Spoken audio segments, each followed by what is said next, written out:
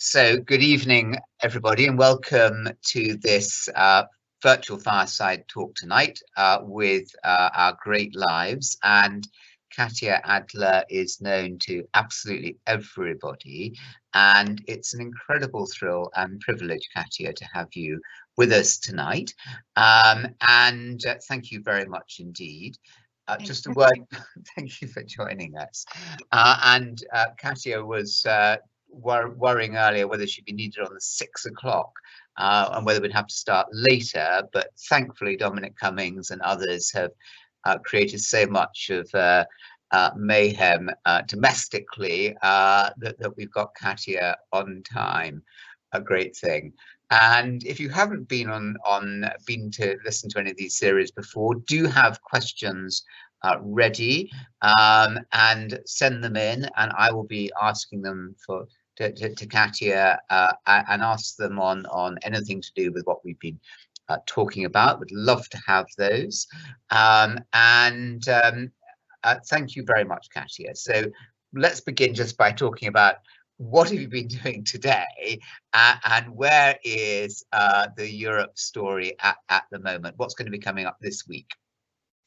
So today I've been working on sort of different strands of stories. So I've been looking at whether when we're going to hear about these air bridges. You know, everybody's thinking about summer holidays. So the FCO will change its travel advice as soon as there are air bridges confirmed. First of all, there'll be short haul flights. So, you know, we're expecting France, Germany, Italy, Spain, for example, and then, you know, that list would then be expanded. At the same time, chasing very much on an EU level, they're looking at third countries, so basically non-EU or non-Schengen area countries, where they'll say, we regard you as a safe-ish country, and therefore travellers from you can come over to us inside the EU or in Schengen. I'm in Brussels, that's where I live.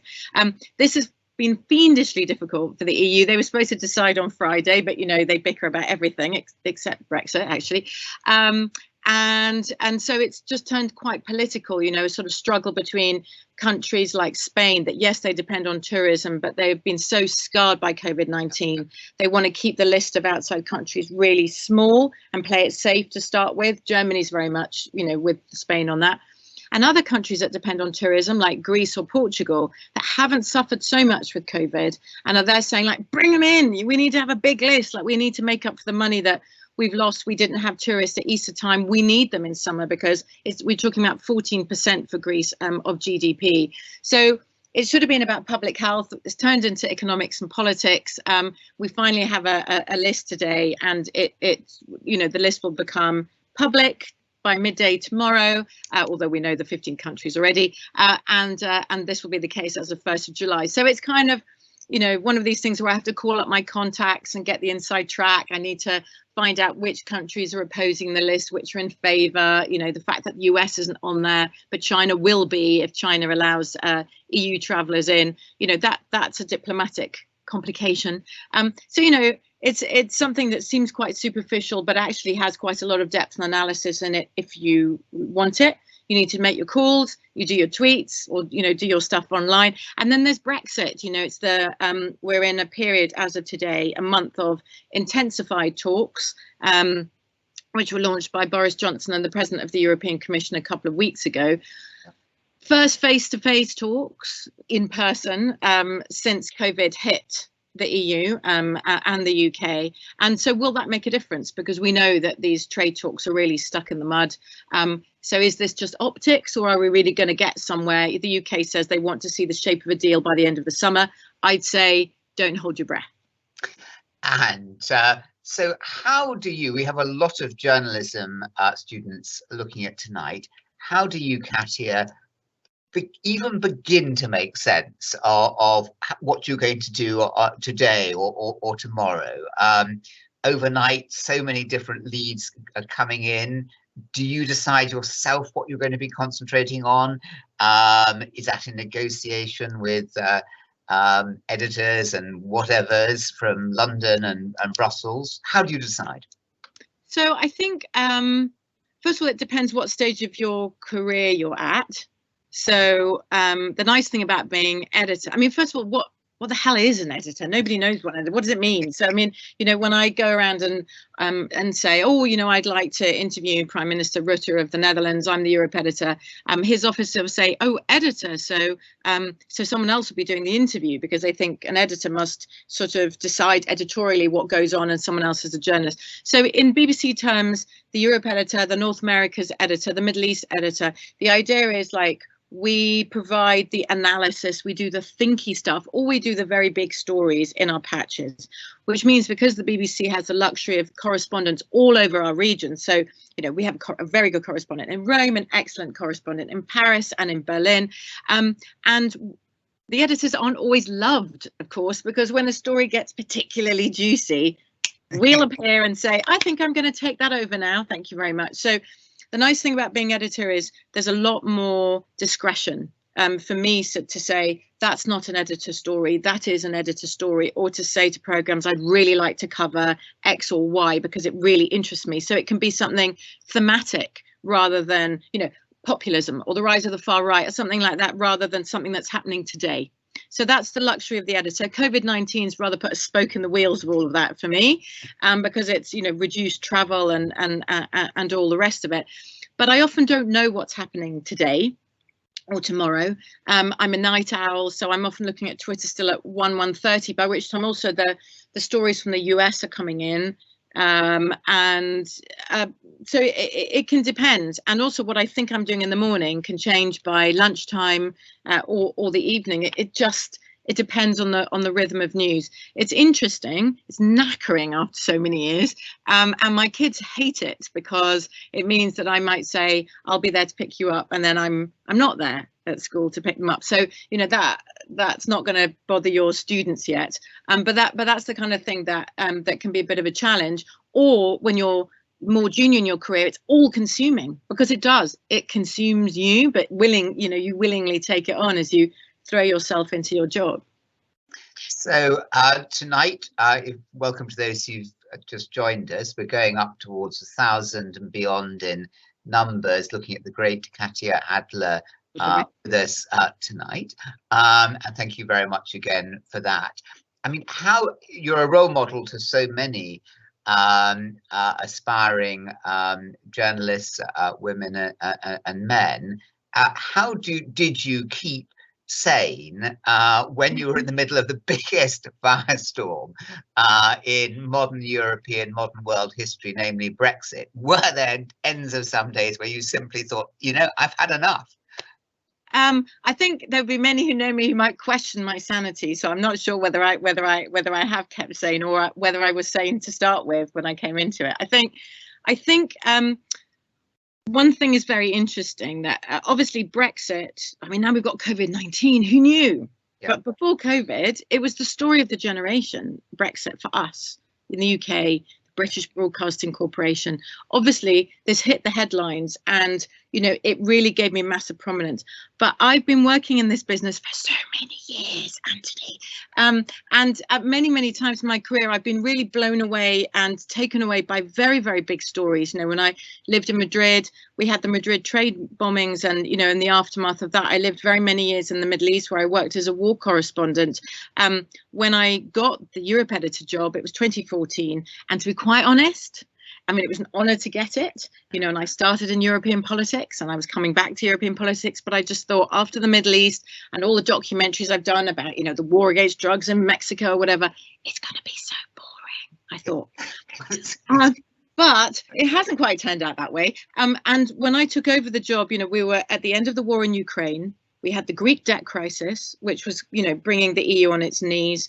We had the rise of the populist nationalist right across Europe. We had all this stuff about identity politics. You know, who am I as a German? Who am I as a Dane? What does it mean? You know, what is a populist politician, and why were they speaking to people? How had the mainstream failed? The after effects of the economic crisis, cross-border terror attacks in Paris, in Brussels. You'll remember all of that. And in all of that, the referendum on our EU membership, and then the result and the aftermath. So, you know, these have been massive times. So while you've seen me mainly on Brexit, there's all of this other stuff, you know, going on, because I'm not the Brexit editor, I'm the Europe editor. So I need to keep up you know, on all of those other countries. So the sanity or lack of often came not just from the Brexit story, but trying to juggle and keep on top of all of those other stories as well. Sort of flying over to Rome to do something on Matteo Salvini and having the 10 o'clock news saying, yeah, Italy's very interesting, but could you please do us a live on Brexit? And you're suddenly doing a live on Brexit from Rome or Sicily or wherever you are. And also because I think Brexit, I made friends with the story, if you like, because if you look at my history of journalism, what's made me thrive is what I call sort of down and dirty, gritty journalism. I love being in the story. I love the Middle East. I you know, the honesty of the people you were talking to, or in some of the worst moments of their lives, the fact that they share a story with you, that you're there, that you see it. Journalism has changed a lot since then, because we've got a lot of citizens journalists who bring you in. But when you were the one in Gaza and nobody else was, and you didn't have all the social media, it was an incredible experience to kind of live there alongside, you know, everybody else. And so you know, Brexit is it affects all of our lives, but it was a very political story. Yeah. But I think I got really into the reporting of it because it was such a challenge. If you think that in the UK, for example, everyone wanted to grab a microphone. Every politician wanted to get their mug on the telly and say what they thought about Brexit. Was it a good thing or was it a bad thing? In the EU, it was the opposite. As soon as we triggered the official negotiations, the so-called Article 50 process, zip on the EU side. Why? Because there's 27 countries. They bicker about everything, whether it's monetary union or migration or whatever it is. And they knew that if you've got a BBC journalist sitting opposite you and you're doing a long TV interview, you could trip them up. They might end up sort of, you know, sorry, something else has come up on my screen. They might end up sort of appearing to contradict the European Commission or something like that. And so everything was done off the record. And that was a big challenge for me. So you have to have super good contacts. I'm a British journalist, so the EU has to trust me. You know, the German politicians or the Spanish politicians have to trust me that the information that they're giving me, that I will treat it with discretion, off the record if they say that, deep background if they say that. And then the audience, the BBC audience, has to trust me as well. When I say my sources, that they trust me, that those are my sources. And it was fascinating how involved and how we lived around the clock. Just to give you an example, and I will shut up, Anthony. You do get to know people very well through this. You know, Brexit, the whole process went on for so long. So, for example, one of my contacts from, you know, one of the countries which is a traditional ally of the UK, his wife went into labour, and I desperately needed some information. I didn't know she'd gone into labour, so I mean, I didn't know that she was pregnant. I don't know his private life. So I was texting him. And in the end, he calls me and says, I'm in the hospital, my wife's in labour, but I can talk for 5 minutes. I was like, your wife's in labour? Why the hell are you talking to me for 5 minutes? He said, it's a long labour. It's fine. I've got 5 minutes. But, you know, you've got to that point where, you know, there's a trust, but then also it's important. They may trust me, but that doesn't mean that I parrot what EU contacts tell me. You know, it's important to keep, yes, trust, yes, but I then keep a distance from the information I'm given. Yeah. So many fascinating aspects of all of this, Katia, which will be intriguing students and everybody else listening into this. How do you keep your objectivity, which you did so well during that most polarized of all issues? We were talking about earlier when I was talking to Katia about Chester Wilmot, the great BBC Europe editor, correspondent in the Second World War. You know, then of course it was much easier because he wasn't able to go in and talk to the Germans and get, you know, it's clear where his side, where his own views lay with the Allies. But all of that. So let's come back and see how all this started, Katia, and coming back. So you were brought up in North London with German parents. I mean, did that, and then you went on to Bristol where you read languages. It's important to say, because I think often people bring out their kind of German-ness. So I think, so my parents I mean, my father died when I was very young, but my parents were German. My mum was German. They were naturalized British by the time I was born. They'd met in the UK, and they spoke to us in English at home. Yeah. So my brother, they would, when they argued with each other, they used to slip into German. And I think that that's what gave me the hunger for languages. It drove me mental not to be able to understand my parents, because also when they were irritated with me, they used to talk about me in German and I didn't understand what they were talking about. So it drove me mad. So it made me always want to understand the language. And I think that's a thirst that's sort of driven me a lot in my journalism, because, you know, in the Middle East, I made pathetic attempts to learn Arabic and Hebrew. They're quite challenging languages to pick up while you're working full time. It was enough to kind of get around a little bit, but for political interviews or in-depth interviews, I still had to rely on a translator, and I didn't like that because, you know, of course the BBC has people they trust who translate for them, but we know how important nuance is, and I can see that in Brexit. You know, when Angela Merkel speaks, I listen to her in German. When Emmanuel Macron speaks, I listen to him in French. How often have they been misinterpreted in what they've said in the British media? And I mean, sometimes you could say willfully or whatever. I don't think always willfully. I think sometimes the translation, you know, you may have a French word that has 3 possible translations. You could pick any one of those. But if you understand French and you listen to the context, you'll know which meaning Macron meant. And I think, I'm not saying that everybody has to be fluent in every language, and I certainly do not speak all the languages of the world, but boy does it help. And when you have something as politically hot as the Middle East peace conflict at the time, which then was so big, or Brexit, where there's so many emotions involved, so many interests involved, so many accusations of bias, you know, we are the Brexit Broadcasting Corporation or the Brussels Broadcasting Corporation, depending on people's viewpoints. And I think, you know, to be able to understand the languages that EU leaders were speaking in really helped me at the time. So sorry, I interrupted you. We're in North London with German parents. Yeah, yeah. I just wondered, how many languages can you understand, at least, even if you can't? And how many do you feel comfortable and fluent in speaking? So, well, English is my mother tongue. And I speak 4 other European languages fluently. So apart from French and German and Spanish and Italian, and then here in Belgium, I mean, I use French mainly, but I live in a Flemish speaking part of Belgium, so I understand quite a lot of Flemish stroke Dutch. It's quite similar to German. It's easier in written than, I can't speak Flemish, much of the disgust of the BBC Flemish cameraman, who thinks it's about time I learn it.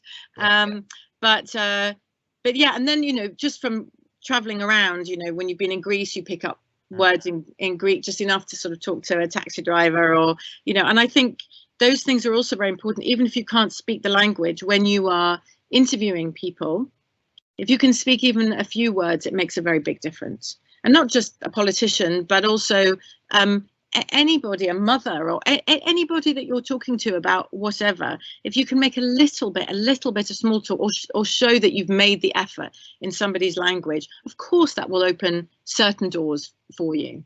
And did that fluency, was that manifest at school? And what can you say about the importance, the continuing importance of teaching modern languages at schools and universities? So secret here, Anthony's paying me to talk about how important modern languages are. I'm joking. I'm joking. Age, Kayta, where some say simultaneous translation, you know, modern language. I'm with you. I realise that there's less and less importance being given to learning other languages, and I think it's an important thing. And I think also, I mean, you know, we can get very focused on we need to all have vocational degrees. I think languages can help you get jobs. Of course, it can help you travel, but I think also, why do we forget beautiful parts of life like poetry or books? And if you can read a book or a poem in the language that it's written, how much more beautiful is it than in the translation? And I think, you know, we're so busy and we're so focused on future and everything, we forget those things of beauty. And I, you know, my husband is a Spanish speaker, fluent Spanish speaker, and you know, and he read Spanish poems to you know, our first daughter when she was really little, and I just thought, how amazing, you know, how lovely. So I mean, you can dismiss that as ridiculous or privileged or whatever. I think it's beautiful. And in fact, my husband at the moment, he's watching a drama at the moment based in Berlin. So he doesn't speak German, but it's in German, but it's focusing on the Lebanese community in Berlin. And so, like, I'm pottering around doing other things or doing some work, and I can hear Arabic and German going on in the background, and I love it. I love it. They're familiar sounds to me. I love hearing them. I think languages are wonderful, and I encourage anybody who has an interest not to think that it's a waste of time or waste of your degree to study languages. I was being flippant before, but I call them my languages. They're not mine, but I love my languages, and I love languages. And did you know that you wanted to be a journalist when you were at Bristol, and then you went in 1995, was it? And your first job in Austria, ORF, and then BBC, and I think in 1998. What was that? Clearly an opportunity to use the languages, but also to probe and investigate. What is it about journalism that you liked? So, there are various things there. I think I was very inspired by a BBC female journalist called Kate Adie when I was a child, and I remember sitting on the sofa with my parents at home watching the news. Maybe I was 8, and Kate Adie would be there in Ethiopia talking about famines or war, and I loved that she was a woman. She was a confident woman. And I liked that the story wasn't about her. It wasn't like, here I am, I'm a superhero and I'm risking my life. No, she was there. She was sitting. I remember her sitting on the ground surrounded by people. That's something that stuck out. She didn't stand there with her mic like, I'm the most important person. She sat on the ground and she talked about the people who were around her. And the story was about them. It wasn't about her. And I felt that she was trying to tell us the truth. And I felt that she was trying to wake us out of our kind of, you know, privileged sofa-ness in our, you know, where we lived, where we never had to think about where the next meal was coming from. And that really impressed something on me. And I was excited by the idea of journalism and telling the truth. And I wanted to be a war correspondent. When you get into war zones, what you realize is, first of all, romantic, it is not. Glamorous, it is not. And also, often people don't want to hear the truth. What is the truth? Now we live in the time of Trump. We're post-truth. They're alternative truths. I certainly wasn't coming across that at the beginning of my career. And I think that now for journalists, it's really hard. Everybody talks about the echo chamber. Do you choose a side in the media war? Do you go and work for an organization that is clearly, you know, right wing or left wing, or, you know, focus on the environment only? Or where do you go? What do you do? And as you are, you know, feeding your interest in journalism, I'm seeing that through my 12-year-old daughter. Actually, she was so disturbed by the whole Black Lives Matter issue. She was angry about it. She wanted to go and demonstrate. I was like, there's COVID-19, you can't go to a demonstration. But she wanted to get out there, and she was like this hungry beast trying to go on the internet and read things. And she was excited, and I had to be the boring one saying, but, you know, you have to be careful what you read, and, you know, like, it's good to read, but you have to be able to discern what is a more reliable sort of, you know, website or not. And of course she didn't want to listen to me. So I think these days is particularly hard with that. If you are young and you're passionate and you're excited and you're interested in journalism, where do you go for your sources of information? Which media organizations do you work for? I think it's complex. It's exciting in the diversity that is out there, but I think journalism is facing a very sort of challenging moment where we have to be more credible. And why you need organizations like, whether it's ITV or BBC, if you look at journalism in the UK, it's a white profession, and it is a middle class privileged profession. It shouldn't be. Of course it should. We should, you know, these aren't just words, it's true. We should represent the diversity of the country that we live in, different ages, different faces, different backgrounds, and also try more to encourage people that, you know, we all have a voice, and that voice should be heard. Madeleine Albright is another massive heroine of mine. She talks about voices. She said, you know, oh, I don't want to misquote her, but she said, you know, women have found their voice, and now they need to use it. But, you know, this goes for anybody. we need to find our voices and we need to use them, but we all need to listen to each other's voices, and that is proving a challenge these days, I think, for many issues. So Kate AD, US Secretary of State Madeleine Albright, is there a third great mentor influence on you?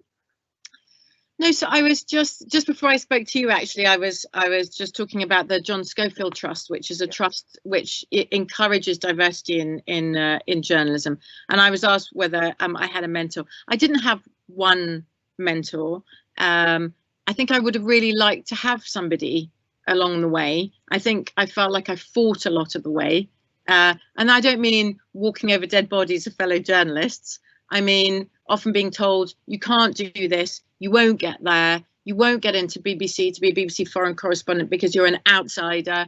Once I was in the organisation, I was told by a manager at the time, you have to spend at least 6 months on different programmes, on World Service Radio, on domestic radio, on World Service TV, on domestic TV, before you even have a chance. And I thought, blimey, if I do that, I will have lost all of my enthusiasm and all of my passion. So I'm going to go for it. And if I don't manage it, I'll do something else.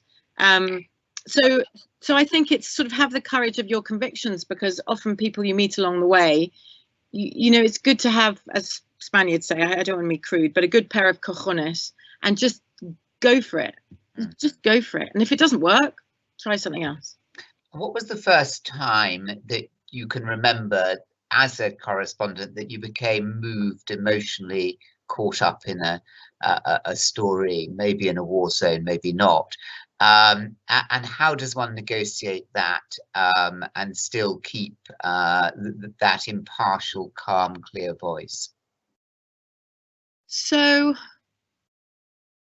I think I've always been emotionally involved in stories, I think, since a child. So I used to keep, this is so precocious and slappable really, but I used to keep a notebook by my bed when I was at primary school and write down ideas for stories. And I like to listen to people. I used to always ask people lots and lots of questions. I wanted to know who they were, where they were from, what they liked, what they didn't like. I wanted to hear their histories.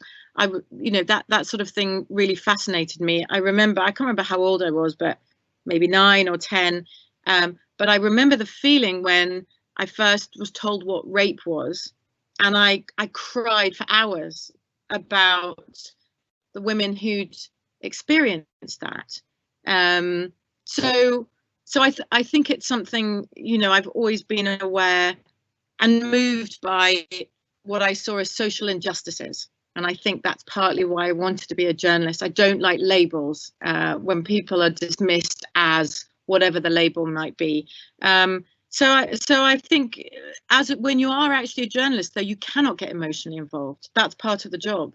And when you asked me earlier, how did I not get fed up with Brexit or frustrated with the story or whatever you asked me, I think I found it very easy to put that visor on, because in all the years of the Middle East and all the years of war reporting where you see such awful things, you learn to put the visor on. In fact, you have to be careful because the visor sticks. And looking back on it, I definitely suffered from PTSD for about 2 years. You know, I would sort of, even when I was home, I would wake up in the middle of the night, like sort of sitting up in bed, and any bang would like kind of get me going. And I felt removed from myself for about 2 years, but I didn't know what PTSD was. I just thought, just get on with it, Kayta, and it'll get better. So I think when it came to Brexit, you know, what I think doesn't matter. That's not what my job is. As an editor, I am expected to make predictions, and I am expected to put my neck on the line and analyze what I think is going on in a story. That's not my personal opinion, and I'm very well versed in keeping them separate. So that was, in a way, a useful training for you in having to be that impartial person, that point still center in this hugely emotionalized, politicized debate. But before we come on to that, just tell us about 2 documentaries, Stolen Spanish Babies. What was that about, Kayta? So that was an amazingly powerful story about was it 2010 now? Yeah. I can't remember, 11, 12, yeah. I can't really remember, whenever it was. But basically there was a news story in Spain that had come to light where two boys, two who were now men, realized that as children they'd been sold to their parents because their parents told them that they'd bought them from a nun. And they went to the media and spoke about it, and all of a sudden this scandal kind of burst across Spain, going back to the Franco years, but actually, you know, up until the early 80s, where it seemed that either political opponents or sometimes the babies from working class women who were deemed not to be able to look after their children so well, or weren't good Catholics, whatever, the babies would be taken away from the mothers would be told that they had died in the hospital, and these babies would then be sold to nice conservative Catholic families, if you like. That was the scandal. Those were the allegations that were being made. It was incredible because for Spain, it touched on so many things. You know, it touched on the Francoist past, the dictatorship, the way that Spain managed to get over the deep divisions in its society. And I say get over carefully because I don't think it's really properly got over it. But the only way that they could function was by saying, we're not going to talk about it. We're not going to talk about the mass graves. We're not going to talk about the 40 years of oppression. We're just going to move on with the future. And all of a sudden then, here we were so many years after Franco died, and all of these wounds were open all over again. And when you talk about emotion, meeting women who for years thought that they were crazy because they were sure their baby hadn't died. But everybody said, but they, you know, don't be stupid. You know, you're crazy. You just have never got over the grief. Women who'd taken tranquilizers for 30 years and like had been told to basically, poor her, you know, she's a bit gaga because she never got over it. And actually it turned out that they, you know, that there was this massive national scandal. We still don't know the proper number of babies that were stolen in this way. Is still an open case in Spain, if you like, but the Justice Ministry at the time got involved. But it was a fascinating story on so many political, human, religious. It was a fascinating documentary to make. And again, it's about getting people's trust, because a lot of those people were very fragile, and I had to talk to them for like 2 months, 3 months before they agreed to appear in the documentary.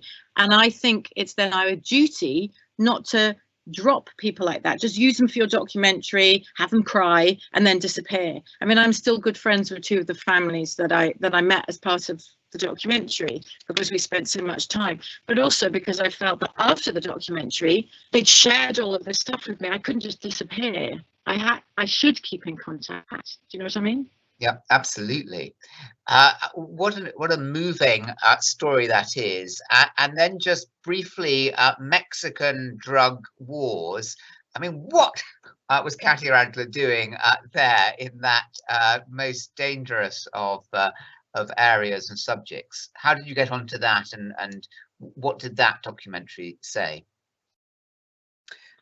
So I was asked to do that documentary by the BBC documentary department, but I had the great fortune to work with a fantastic producer director, an Italian woman. I mean, we were the same age.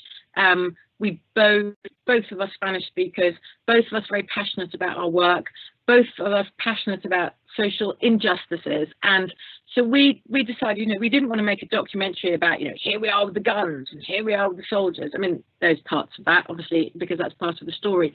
But we were really interested to find out, why is it that, you know, a school teacher who has children of his own and obviously loves his family turns out to be a drug runner for a Mexican gang and ends up, what we felt, you know, throwing away their lives by ending in jail? Why? How does that happen? So you go deeper into Mexican society and find out, you know, if you're a teacher, you earn nothing. You work hard, you earn nothing. There's no way that you can offer your children a better life. And the drug gangs are very clever. You know, they say, look, your children will be able to learn English. They can go to Florida on holiday. They can, well, you know, you can you can send them to university.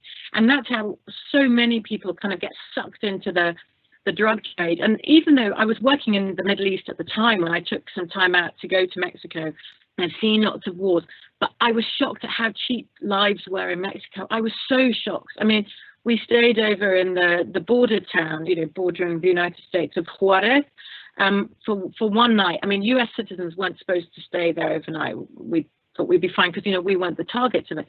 42 people were killed in one 24-hour period, most of them in broad daylight. It was shocking. You know, if somebody was supposed to be taken out, the sicario or the gunman would just, you know, spray the gun, whoever just happened to be there, well, never mind. Unbelievable. So, you know, mums just taking their kids to school. They had to fear for theirs and their kids' lives. It was a very powerful, very, very powerful documentary for me. 6 weeks of work, all very intense, all, you know, all in one go. And it's one of the most sort of powerful projects that has really drawn me in of my career, actually. We met incredible people there. Yeah. And these documentaries, Katia, are still available. They can be found on the internet, and so students and media students and others looking at this do hunt them down. And let's come through now to a lot of questions, Katia, coming up, and so many questions. I'm going to begin with a question from Maria, who says, Katia, thank you very much indeed for talking. How on earth do you start to build the contacts to get on the inside track, which you're obviously so good at? That's a very good question, Maria. I think, well, you don't make any bones about it. If you appear in a new patch, you start picking up the phone. Here in Brussels, you need to make contacts in the European Commission, you need to make contacts in the European Council, so the different European institutions, members of the European Parliament. You'll start asking to see people and you'll soon get wind of who's more open and who isn't. When it comes to Brexit, you have, you know, EU countries send 2 ambassadors to Brussels. One is to Brussels and one is to the EU. So you get in touch with the offices of the ambassadors to the EU. You try and meet the ambassadors. You try and meet their, you know, closest advisors. And, you know, you have a cup. I'm not a big luncher. I know people are supposed to do lots of lunches and stuff like that. I don't know where the time is to have loads of lunches. I don't do lunches, but I've done lots of coffees. And once you get to know people better, then, you know, you just pick up the phone and have a chat with them. The thing about contacts is you have to keep being in contact. You can't disappear for a long amount of time and then say, hi, remember me? They have to know that you are that trusted contact. And it also means, as I said earlier, don't break your word. If they say this is on deep background, don't break that trust. And I think sometimes the cultures that we have in the UK, sometimes also in interviews, especially like, you know, Jeremy Paxman or some sort of more aggressive interviews who are famous for their aggressive style, which was very, very popular in the UK. It does not go down well in mainland Europe. And often if you are too aggressive, you will just lose the interview. So for me, sometimes that's a bit challenging because I know that, you know, it's seen to in the UK to be good to give somebody a hard time. But on the other hand, if I go in too aggressively, somebody might just walk out on me here and I'll never get that interviewee again. So you have to learn to adapt yourself culturally to wherever you are. So I will make sure I ask the hard questions, but I will do it in a slightly different way. I won't be so abrasive. And also, I don't think the interview is about me and my style. I need to get those questions in. Similarly, just one more thing on contact in the Middle East, you have to adapt culturally. You have to know that, you know, it's not appropriate to go and have coffees with male contacts in some societies, for example. So you have to learn how to adapt yourself to the society that you're in so that you can become a trusted contact. But that does mean knowing the social etiquette, and yet always keeping that visor down so that your contacts understand. It's not that you're on their side. You may be very polite, you may understand the culture, but you are a journalist and you are working for a certain organization, and it is professional. Like, I would never go drinking with contacts or anything like that. You're very aware of what your role is, and they need to be very aware of what your role is as well. It's really important. That's so interesting. The next question is on that issue. Katia, we can hear you very clearly. We're slightly blurring. It may just be my screen. Is there anything that can be done just to slightly we can see you very clearly, but just slightly fuzzy. But it might just be my screen. But there's nothing that can. Is it my camera? Don't know. I mean, I'm sitting very the BBC Wi-Fi, so. That's fine, and we can hear you and see you very clearly there. Question from James about the gender. I mean, did you feel, not the least in the storm of Brexit, that being a woman was in any sense an advantage? You partly answered it, or a disadvantage in not being able to do some blokish things like having long boozy lunches. Just any reflections on that? I don't believe in long boozy lunches. That's not how I make contact. I don't do long boozy lunches with fellow journalists here either, so I'm probably seen as quite unfriendly by some in the way that I just, I do my work and I go home to my kids who I miss when I'm doing such long hours. Being a woman, not at all. I just do my job to the best ability. I think on social media, people will use anything about you to attack or criticize you. Your gender can become part of that. But I don't, I think, who was my counterpart in the BBC? Another woman, Laura Koonsberg. And, we went out there and we said what we thought, and we rode the wave in a very, earthquake of a story. I think Brexit Cast, I don't know if anyone watching listened to our podcast, Brexit Cast, but, we were two senior women with two more junior, brilliant political correspondents who were men, and that was the dynamic in the podcast. All of us passionate about what we do, all of us like really into the weeds of the details of Brexit and the process, and all of us with quite a naughty sense of humour, and all getting together. And I think, again, Anthony, when you asked me earlier, did I ever lose my sanity? There were a couple of times, Laura and I got an absolute fit of the giggles at 2 in the morning or whatever it was where we were, reporting. But I think that's also why people quite like listening to the podcast, because, the information was in there, the analysis was in there, but we'd also have a laugh, not at the subject. Brexit isn't it's not something to be mocked in any way, or people who vote one way or another. It was a serious vote. It's a serious, impact that it will have on our country and our futures. But we used to laugh a lot at each other, and I think that that often went down well. But woman or not woman, I don't know. Laughter is always the greatest sanitizer in the sense of helping to just feel sane about things. If one's laughing, one surely is always in a good place.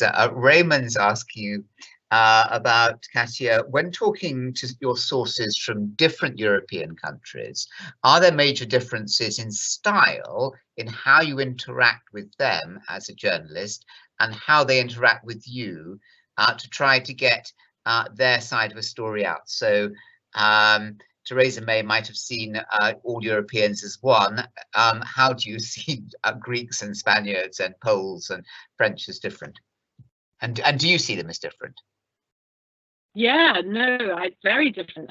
You can see also just the styles here, and I think I've lived and worked in many different European countries, and I feel that this really was useful in this job and at this time, because Macron will speak in a certain way. The French are very Mediterranean, so he'll often be sort of quite dramatic in what he says. Even COVID-19, he went to war against COVID-19. The UK, of course, Boris Johnson, was using all sorts of war analogy as well. Angela Merkel did not. Germans were not going to go to war. For them, war is, because of the history, it has a completely different resonance. They were not going to go to war against a virus or use that kind of analogy. That's just a very obvious example. But of course, there are differences. The Spaniards, for example, tend to be, more informal. It's just more informal. The Austrians are more informal than the Germans. Are they? That you just know, yeah. There's a different way of speaking, and there's a different way of being. But I think what happens, and that has worked for me here, is that my contacts recognize me, or at least they say this. They recognize in me someone who understands Europe. That doesn't mean, that's very different to when people say, oh, well, you know, she's been there too long, all she does is parrot what they say and never question it. That, I don't believe that is the case whatsoever. Ask my husband, I never take anything. I never accept anything, actually. I hate being told things and I question pretty much everything. That's just the nature of who Kayta is and probably why I love journalism. I tend to question pretty much everything.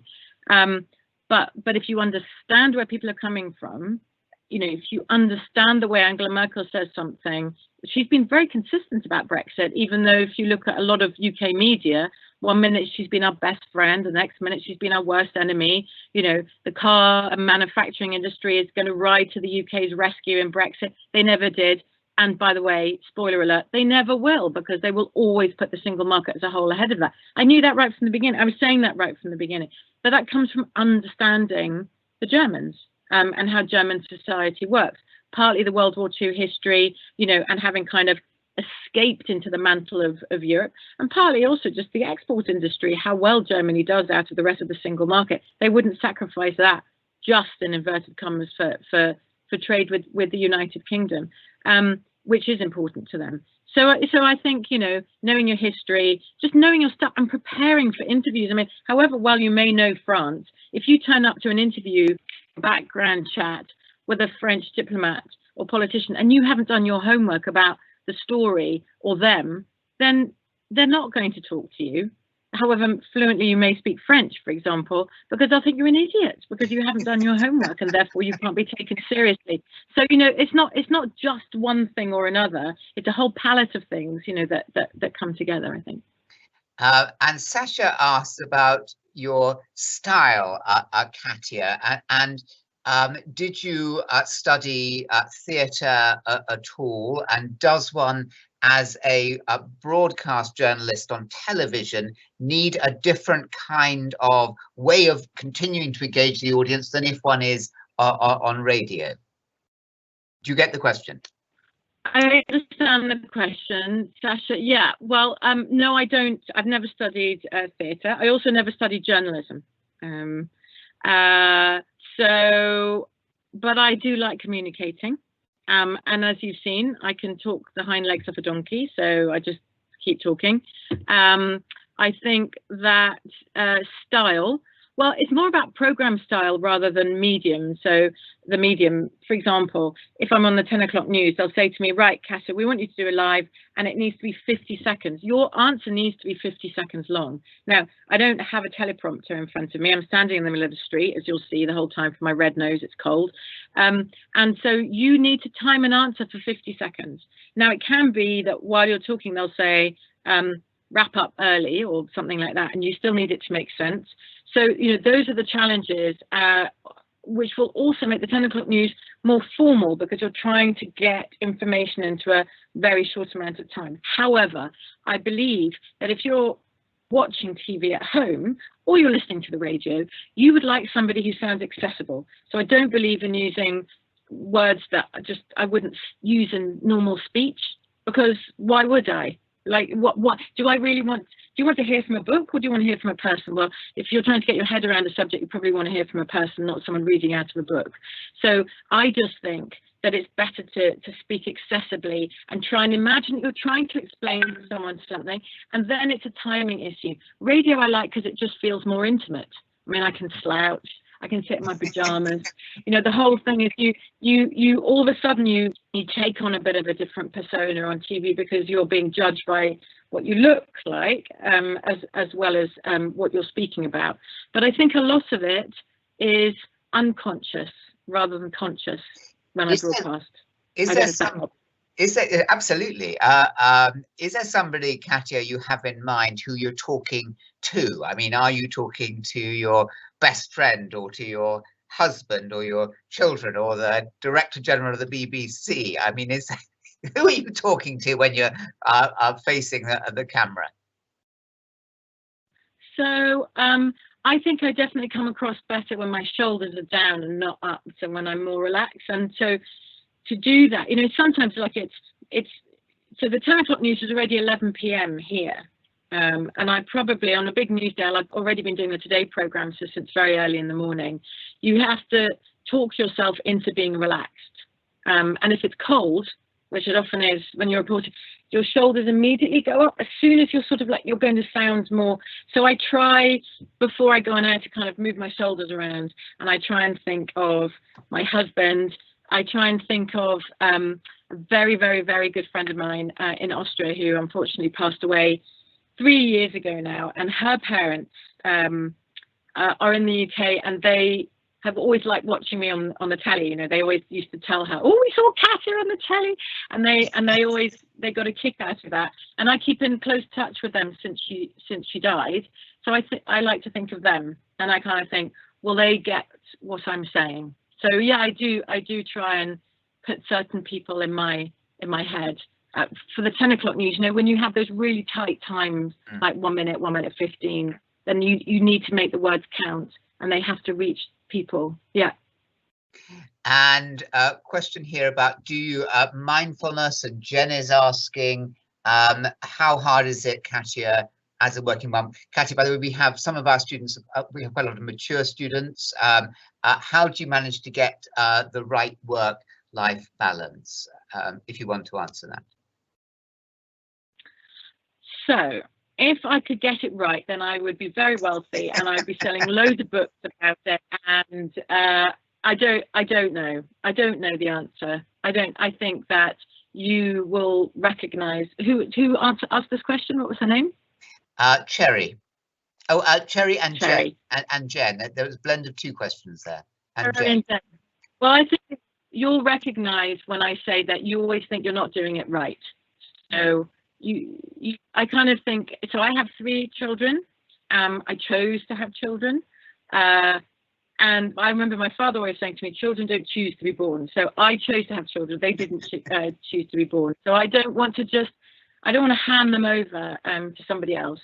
So being with them and being hands-on is really, really important to me. Also because, you know, it's just one of the best things in the whole world. And if work can be challenging, boy, kids can be challenging. So I think, you know, you never feel that you've got the juggle right, and you're always trying to do it. I think COVID has been interesting for me in that obviously I've been home much more, and I've been working from home much more, and I've been traveling a lot less. And so I've spent a lot more time with my kids, and I've really appreciated that. So while of course this is a terrible pandemic, and, you know, we've had people in our family and friendship circle who've been really touched by the virus. But I have been grateful for those quieter moments with my kids. And I think for a long time, I just felt with like kind of hamster wheel of work, you're always feeling compromised. Like I should be on the phone, I should be writing something else, or I want to have one-to-one time with a child and I'm actually having to see all of them at the same time, and they're different ages and need different things. And so this has been a time when I've actually got some quality time, and I've really treasured it. Yeah. And lovely. And Sarah's asking, I'll just mention it, but we'll move on. It is saying about you being trapped with parents at school wanting to trap you to ask you questions about Brexit, how you deal with that. But I'll pass on from that. John is asking, I want to get this question in. I'm disabled, Katia, and wondered if you could answer about the position of disabled reporters and what more could be done for disabled reporters, stories about disabled people, and the same for BAME, and could and should the BBC and other broadcasters be doing more? Well, yes. That was John. John, yes.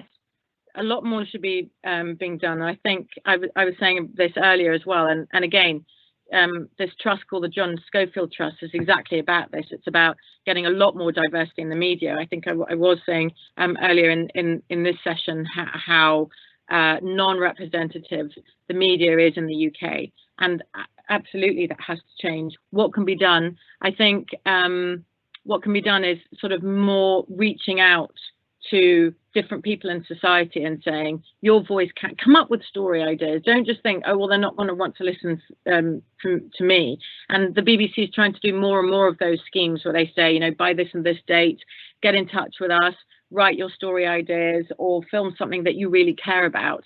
And I think that's not the BBC just sort of trying to look like it's doing something. It is genuinely felt inside the organisation that it's not even remotely diverse enough.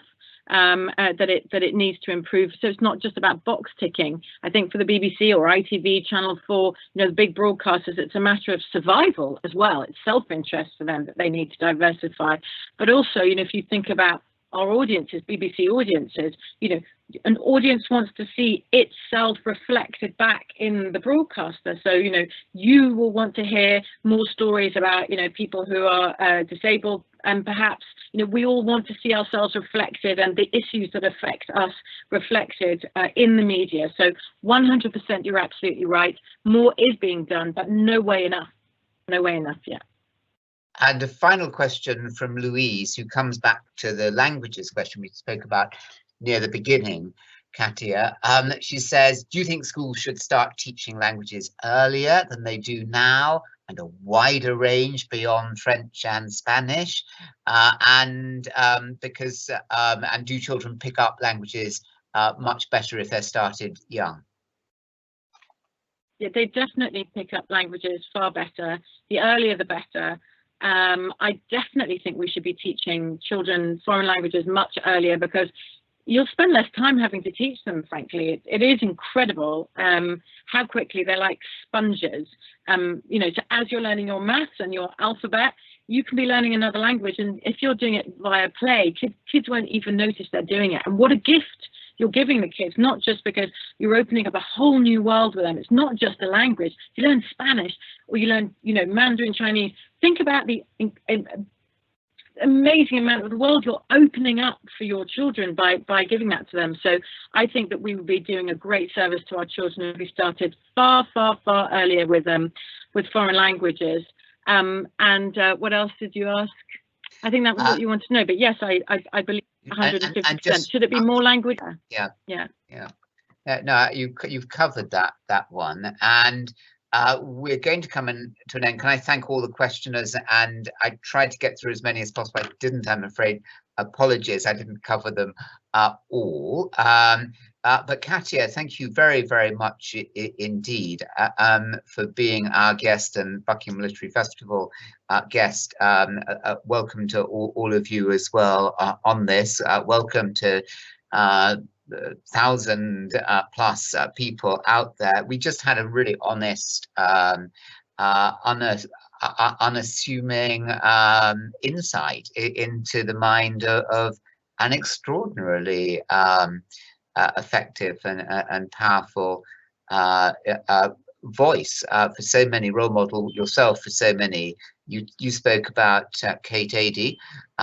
Well, Katia, you are, as you know, to many young people and many others, a real role model in the same way that she is, not the least for striking that delicate and right balance in the almost war zone of the Brexit wars. Thank you, Katia, very, very much indeed. It was absolutely wonderful to have you on. Thank you. Thank you so much for having me on and for all of the really good questions. It was fun to chat. Thank you.